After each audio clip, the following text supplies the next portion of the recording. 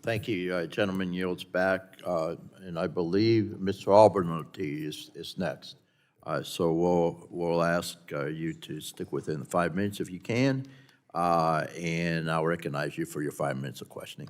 Well, thank you, Mr. Chairman. I am so happy that we are having this hearing because it's on a topic that's deeply personal to me and I think incredibly important, particularly talking about the Take It Down Act. I had the honor of last year leading the House AI Task Force, and if you read our report, you know that the issue of non-consensual intimate imagery is one of what we felt is the most pressing issues that needs to be dealt with immediately. And we feel like this is low-hanging fruit. Everyone ought to be able to agree that this is unacceptable. This is a problem that's being faced by youth across our country, and I'm hoping that maybe we can be an example here. We're in an era of intense political polarization, but I think this is something we can do on a bipartisan basis, and so I'm really happy that we're having the discussion about that today. Also, the App Store Accountability Act, I think, is an important piece of legislation. I want to talk about that a little bit. I ran a development studio that did app development for a number of years, and so this is something I know a little bit about, and this bill needs some work. You know, one of the points I wanted to make is that when we're talking about the difference between putting obligations on app stores and putting obligations on developers, most developers of apps are not professional companies like the one I ran. They are a couple of people making an app for fun in a garage. And so to the extent that you can, you want to put obligations on the app stores, not the developers. And I'll give you a couple of concrete examples. There's specific language in the bill about when developers are required to use the application programming interface of an app store. We call it an API. And there's no need to make developers do that. The App Store can enforce those restrictions. For example, you wouldn't need, as a developer, to have to enforce an age limit. If you are saying this application is for adults only, the App Store can enforce that and not allow children to even launch the app. That's what you want to do.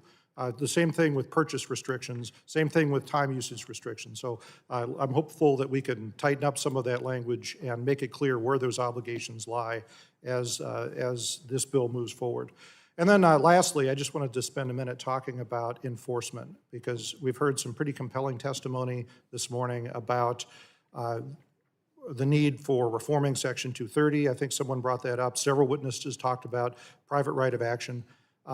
And I think we need to be very cautious about that because we have a number of different tools in our toolbox when it comes to enforcement. And I don't think anyone would agree that the world would be a better place if we just sued each other more often, right? That's the last resort. We want people to follow the law and be good actors without having to resort to using the courts to enforce the law. Along the years of my public service earlier, I served as the mayor of a small city. I think a number of us on the dais have had that honor. And I had an occasion where an abusive law firm rolled through town and sued a number of our businesses under the Americans with Disabilities Act for little minor technical violations. And so I saw, the flip side of this when lawsuits are used abusively. And I think what it taught me is that companies that have a profit motive for bringing these lawsuits are not suing big tech. They're suing the mom and pop people that don't have the resources to defend themselves. So what I'm saying is this should be the last resort. We have better tools. Civil penalties is great. FTC enforcement as an unfair or deceptive business practice is a powerful tool. Empowering state attorney generals is a powerful tool. Private right of action is a last resort. And I hope we can keep that in mind as we move forward, because what we don't want to create is another ADA that creates a profit incentive for abusive lawsuits against Americans and American companies. But I want to thank everyone for your very heartfelt testimony this morning. Really enjoyed the hearing. I'm looking forward to working particularly with the Take It Down Act to resolve this critically important issue. I yield back.